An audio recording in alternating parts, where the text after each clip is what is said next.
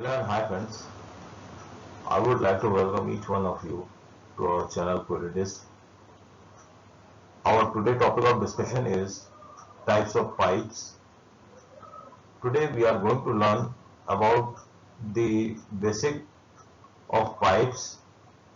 It is a video for the engineers who have recently joined in an industry or those who aspire to join in an industry as an engineer. So friends, let us start with the presentation. I would like to welcome each one of you who all are seeing this video. Thank you. Friends, our today course outline would be the lesson 1 would be what is pipe. Lesson 2 would be the difference between pipe and tube. Lesson 3 types of pipe.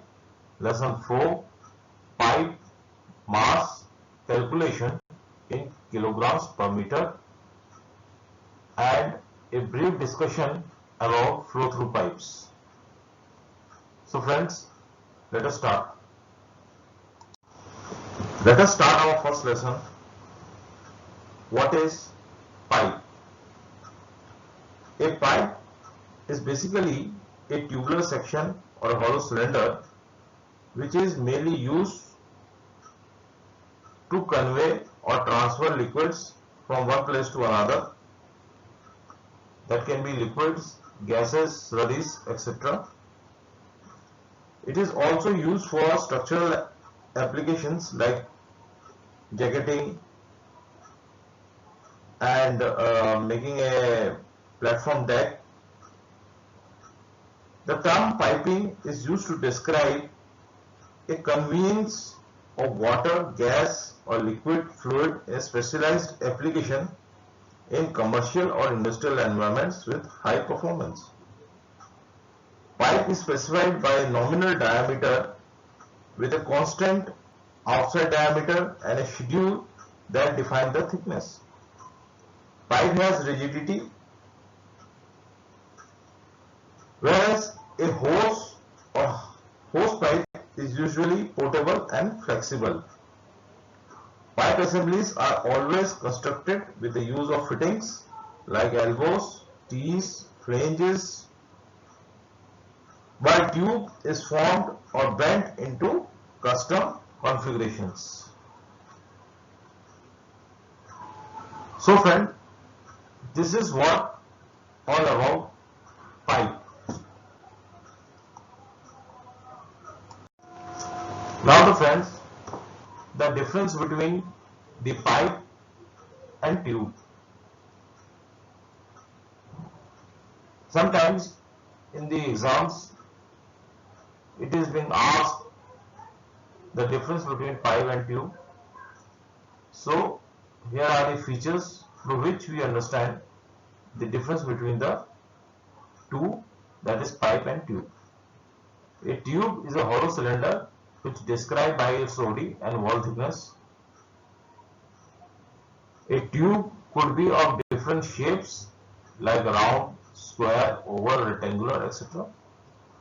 Tube size is restricted up to 5 inches.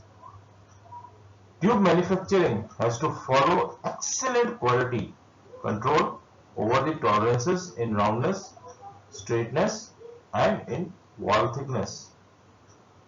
Now we will talk about pipes. Pipe is a hollow cylinder which describes by its OD, ID and wall thickness. The general formula to determine the ID of the pipe is OD minus 2 times of wall thickness.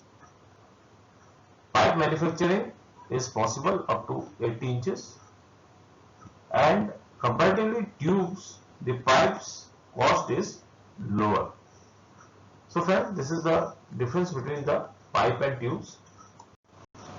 Now friends, we are going to talk about the one of the most important part in this course, that is the types of pipes according to their manufacturing processes. In a seamless pipe, first one we would talk about seamless pipe, then ERW and then SAAW. The first one is seamless pipe. In this case, there is no welding joint in the pipe. In a seamless pipe making process, the tube rounds were heated in a furnace, after which they were pierced, then rolled by the mandrel or plug mill process into pipes and tubes of specific diameters and wall thickness. Seamless tubular products are generally hot rolled but can also be supplied cold drawn up to 273 mm OD. When required, the push bench process can also be used in the manufacture of seamless pipe. In this process, a steel billet is furnace heated to the plastic state and partly punctured at one end to take a mandrel. The billet is then forced by the mandrel through a series of gradually reduced dies until the required outside diameter has been attained. The ID being determined by the size of mandrel. So friend, this we have talked about seamless pipes. Then second one is ERW pipes, that is electric resistance welding pipes. So friend, in this kind of pipes, the ERW pipes is manufactured with the process at the pipe mill. The strip is uncoiled, levered and crop sheared. It is then trimmed on the both sides simultaneously to correct width and immediately fed into the forming and welding line. During the process, the strip is closely checked for the surface defect. The series of cold forming rolls changes the strip progressively into a tubular form with everting edges on the top. The longitudinal edges are joined by high frequency electric resistance welding. The weld is then heat treated electrically. Special devices remove inside and outside flash from the weld to give uniform wall thickness of the pipe. The welded part is then heat treated by post annealing to ensure adequate ductility at the weld and adjacent zone. The pipe is passed through a series of cold sizing rolls to progressively reduce the diameter to an accurate size. This operation also increases the strength and improves the surface condition of the pipe. The pipe is then cut to a specified length by flying cut-off machine. After this straightening operation, end of the pipe are cropped, then squared or beveled depending on the end finish requirement. The pipe is then hydrostatically tested to a static pressure. Also, test specimens are taken during the process to check the chemical and mechanical properties. Each length of the pipe is inspected by the ultrasonic method. That is, ultrasonic method is a non-destructive testing method on the weld and check as to diameter, wall thickness and surfaces, and finish, chamber and concentricity. The length and weight of the pipe is measured and recorded, and protective coating is applied on the outside surface. So friends, this is what we talk about the ERW type of pipes, that are electric resistance welding type of pipes. Now we are going to talk about the SAW pipes. These were submerged arc welded pipe. Submerged arc welded pipe. In this process, steel plates are first U-shaped, then O formed by hydraulic press. Seam is welded from inside and outside automatically by the submerged arc process.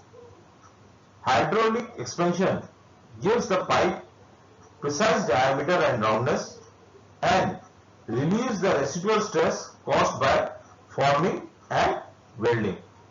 So friend, now we have talked about the three types of pipes, and before completing this slide, the OD of the pipes are basically designated as per American standard, the pipe size designated with two non-dimensional numbers, a nominal pipe size NPS, in which we measure the diameter in inches, and in thickness or in schedule is the European method of designation, that is DN, nominal diameter, in which size measured in mm. So friends, now if we want to calculate the mass of the pipe in kilograms per meter, here is the formula. It is basically for the steel round pipes and tubings, M is equal to bracket D minus T into T into 0.02466. D is the outside diameter in mm up to 406.4 mm, and T is the wall thickness. Friends, the only thing left, as we have talked in the starting, that we would talk about the flow through pipes. We would discuss it in our next session. So let us stop it by then, and I would try to cover the flow through pipes in my next session. If you like the video, please subscribe. Thank you.